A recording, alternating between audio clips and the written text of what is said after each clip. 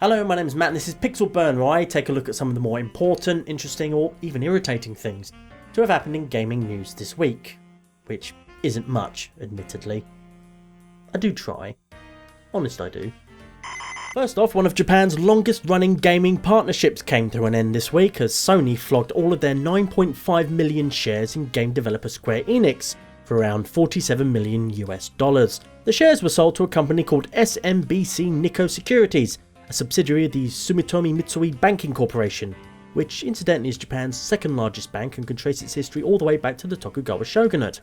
Don't say I never teach you anything. No explicit reason was given for the sale, although it's undoubtedly part of Sony's current efforts to streamline its business model, which is wanky business talk for selling stuff and firing people to save money. Neither company is going to suddenly keel over dead because of this. It does, however, mark the separation of two of Japan's historically biggest gaming companies, ending a partnership that helped sell many PlayStation consoles over the years. This abrupt sale of shares will be a bit of a blow to Square Enix's otherwise unassailable corporate ego. In fact, it's quite telling that Sony would rather flog a bunch of shares in one of Japan's biggest games developers than let go of its full and no doubt expensive ownership of studios like Naughty Dog and Media Molecule. In fact, if I were in charge of Square Enix, I'd take that as a wake-up call. But then if I were in charge of Square Enix, I would never have let Motomo Toriyama within 5 miles of a Final Fantasy title.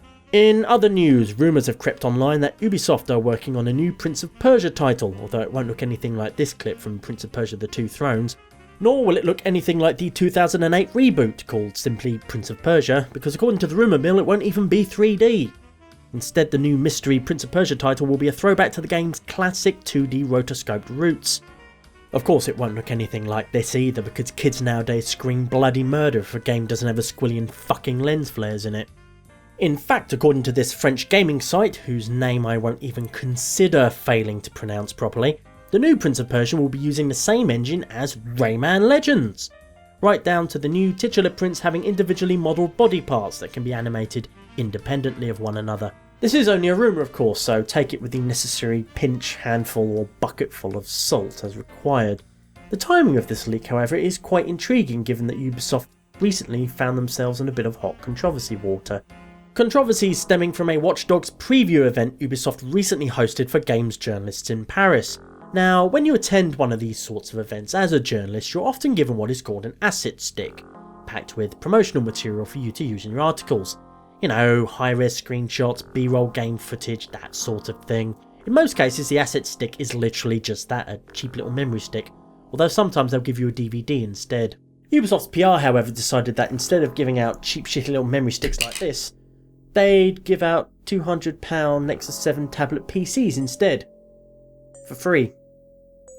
One for every UK journalist who attended the event. Just to clarify, that's a free £200 Nexus 7 tablet PC given to people who will quite likely be reviewing Watch Dogs when it comes out. Just let that sink in for a moment.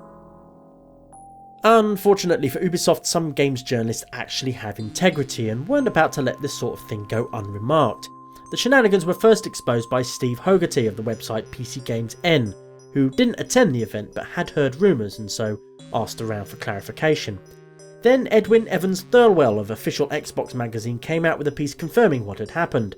The tablet was reportedly part of a press bundle that also included a Watch Dogs branded knapsack, a leather case for the tablet, a bottle of mineral water, and a box of Smints. Official Xbox magazine are quite rightly giving away their free Nexus 7 to charity. Good on 'em, I say. Edwin did, however, shamelessly admit to both keeping and eating the free Smint he received. Although that's highly unlikely to affect OXM's final review score for Watch Dogs.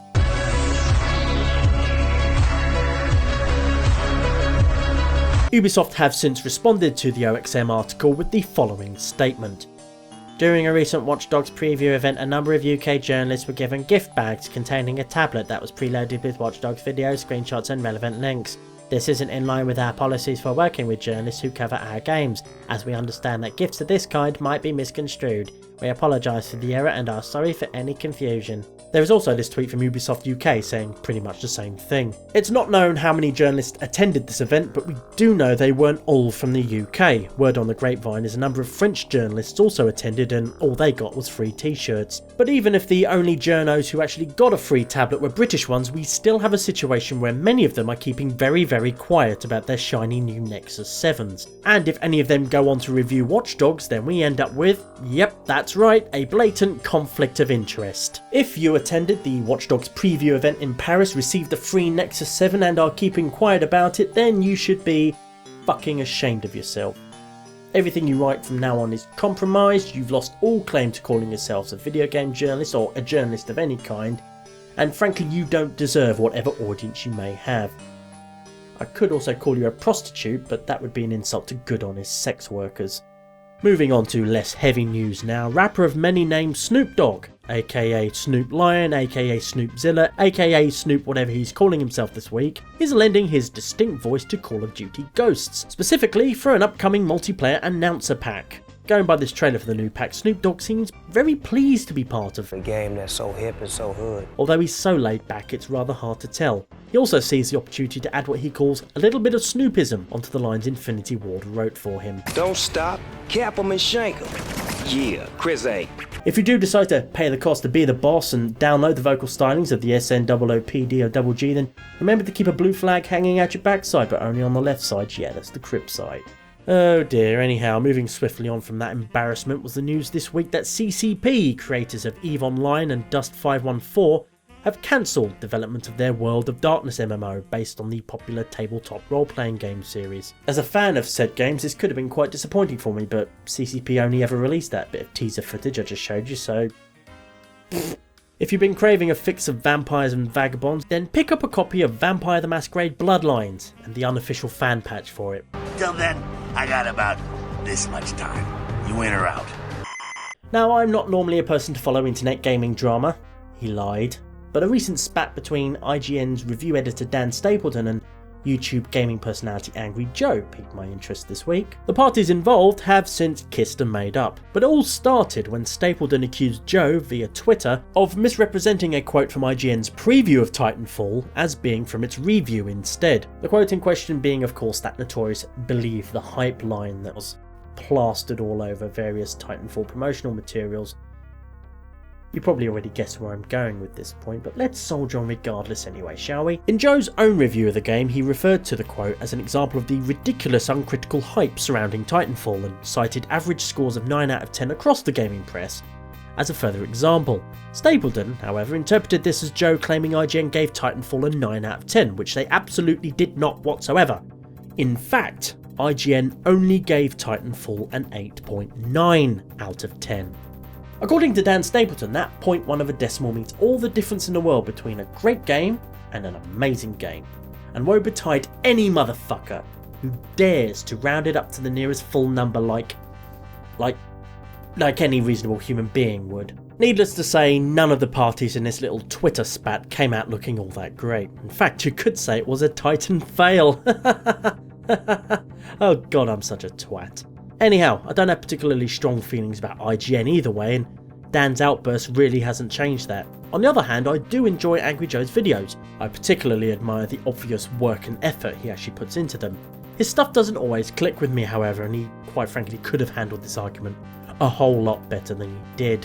The main thing we can take away from this storm in the tweet cup is the ongoing disparity between previews and reviews in some areas of the gaming press. Too often it seems that a gaming preview is indistinguishable from the guff being put out by a publisher's marketing department. And to illustrate this, we're going to play a little game.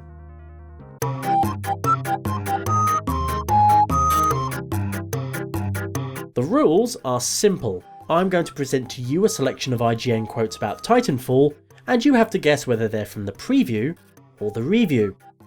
Are you sitting comfortably? Then let's begin. Right, here's your first quote. You walk, you run, you jump, you double jump, you wall run, you hop in your Titan mech, you dash in your Titan. You do all of those things in a row or in various combinations. Then you've got your objective, And don't forget about summoning your Titan once it's ready. It's a lot to process, in fact, it's borderline sensory overload. Was this quote from the review or preview? You have 5 seconds to decide.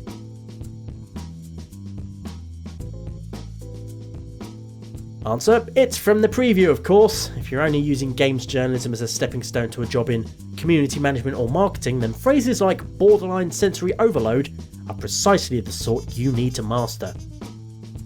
Quote number 2. Killing the multiple classes of utterly brain-dead AI-controlled minions that fill out Titanfall's conflicts shaves a couple seconds off of your Titan deployment timer, while offing pilots hastens it even more.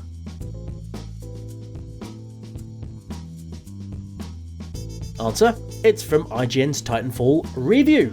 Yep, phrases like brain-dead AI-controlled minions are simply too close to actual criticism to belong in a preview.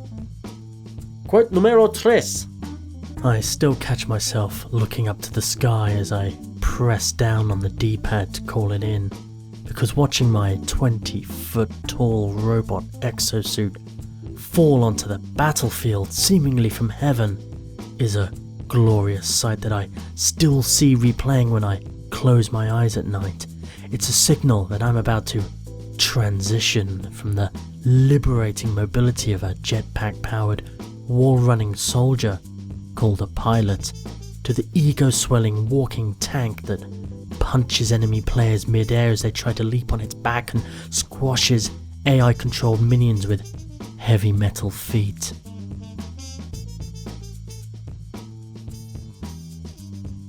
Answer, review again, but don't be too hard on yourself if you guessed wrong.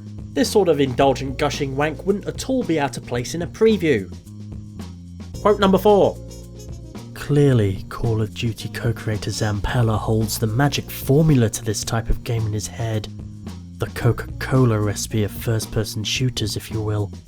It's vital that he somehow translate it into words, write it down and secure it in a safe somewhere in case, God forbid, anything ever happens to him. Because what he does to multiplayer FPSs is something the gaming world should never lose.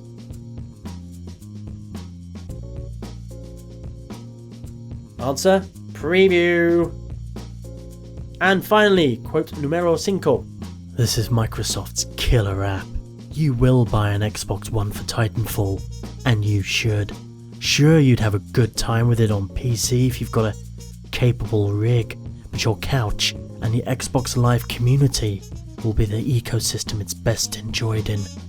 It likely won't decimate Call of Duty's market share anytime soon, particularly since it's a platform exclusive, but once Titanfall releases this spring, I guarantee you that word will spread amongst the hard-core COD community. Have you seen Titanfall, they'll say, and little by little, or maybe in droves, who knows, they will flock to Titanfall, and they will never go back.